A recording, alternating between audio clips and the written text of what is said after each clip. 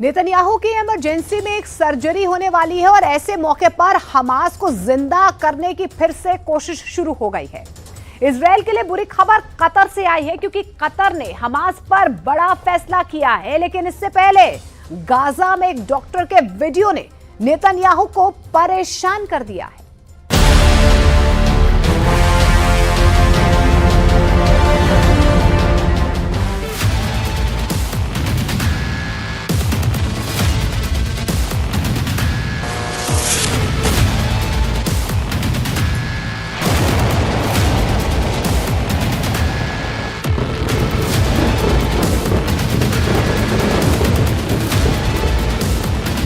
गजा में लगातार धमाकों के बीच एक वीडियो वायरल हो रहा है।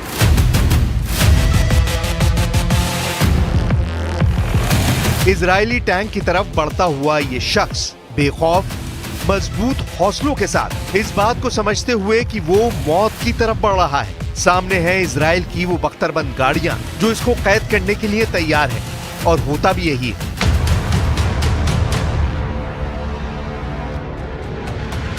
एक और तस्वीर इजरायली मीडिया की तरफ से रिलीज हुई है। इसमें शख्स एक नेमर नाम की बख्तरबंद गाड़ी में पीछे से सवार हो जाता है।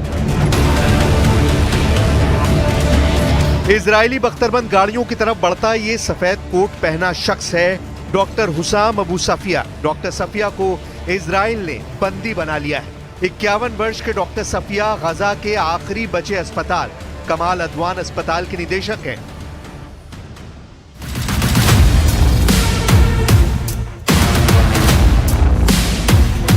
डॉक्टर सफिया को बंदी बनाए जाने के बाद ये वीडियो भी रिकॉर्ड किया गया। कमाल अदवान के बाकी स्टाफ को इस तरह इजराइल ने अपने कब्जे में ले लिया। इस तस्वीर ने एक बार फिर गजा में इजराइल के मिलिट्री ऑपरेशन को कटघरे में खड़ा कर दिया। 45,000 लोगों की मौत के बाद भी लगातार धमाकों के बीच जो अस्पताल घायलों का इलाज कर रहा था, वहां का स्टाफ इस तरह से बंदी बना लिया गया।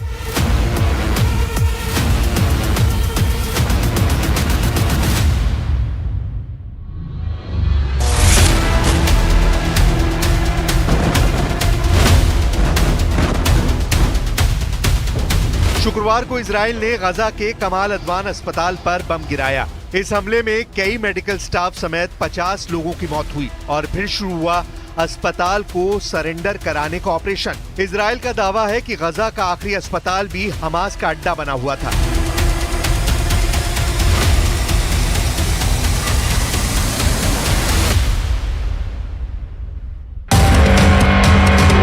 डॉक्टर हुसाम अबू सफिया को बंद किए जाने की खबर पूरी दुनिया में वायरल हो चुकी है। इस वक्त डॉक्टर सफिया कहां है, ये बात इजराइल जानता है। विश्व स्वास्थ्य संगठन ने कहा है कि डॉक्टर सफिया से उनका संपर्क नहीं हो पा रहा। वहीं इजराइल का दावा है कि डॉक्टर हुसाम अबू सफिया हमास के सदस्य हैं, जबकि गजा में डॉक्टर सफिया को नई जिंदगी देने वाले मसीहा के तौर पर जाना जाता है। इजराइल का दावा रहा है कि गजा के अस्पताल हमास का अड्डा रहे हैं, जबकि इसे साबित करने में वो अब तक पूरी तरह फेल साबित हुए हैं। गजा में मिडनाइट धमाकों की गूंज पूरे इजराइल में ही नहीं, पूरे अरब वर्ल्ड में सुनाई दे रही है। लेकिन इस युद्ध या कहें कि एक तरफा बमबारी को रोकने के लिए क्या कोशिश हो रही है, उस पर भी नजर डालते हैं। पूरी दुनिया की नजर इस वक्त कतर पर है। गजा से 1800 किलोमीटर दूर इस छोटे लेकिन डिप्लोमेसी में बहुत ही ताकतवर देश कतर ने गजा में सीज फायर की कोशिश तेज कर दी है। कतर और हमास सीज फायर पर बात कर रहे हैं, लेकिन इजराइल की नजर में ये सीज फायर नहीं बल्कि हमास का डबल फायर माना जा रहा है। بالنسبة للمفاوضات المعنية باتفاق إنهاء أو وقف إطلاق النار في قطاع غزة، المفاوضات ما زالت جارية. لا يمكنني التعليق حاليا حول طبيعة المفاوضات. نكرر دعوتنا للأطراف للتعامل مع الوساطة القطرية المصرية الأمريكية بجدية كاملة وبدون أي إجراءات قد تعطل من نجاح هذه المفاوضات. गजा में हजारों गिराए जाने और हजारों जान जाने के नेतन्याहू हमें पूरी साबित हो रहे हैं। जारी इजराइल की बमबारी के बीच इजराइल की सबसे बड़ी चुनौती गजा पर पूरी तरह कंट्रोल करना है। जिसमें नेतन्याहू की सेना 100% फेल साबित हुई है, क्योंकि हमास अब भी गाजा में एक्टिव है। गाजा में हमास के हमले लगातार जारी हैं। ये बात टाइम्स ऑफ इजराइल की इस रिपोर्ट में छपी है और ऐसे हमलों में इजराइल अपने सैनिकों को भी खो रहा है।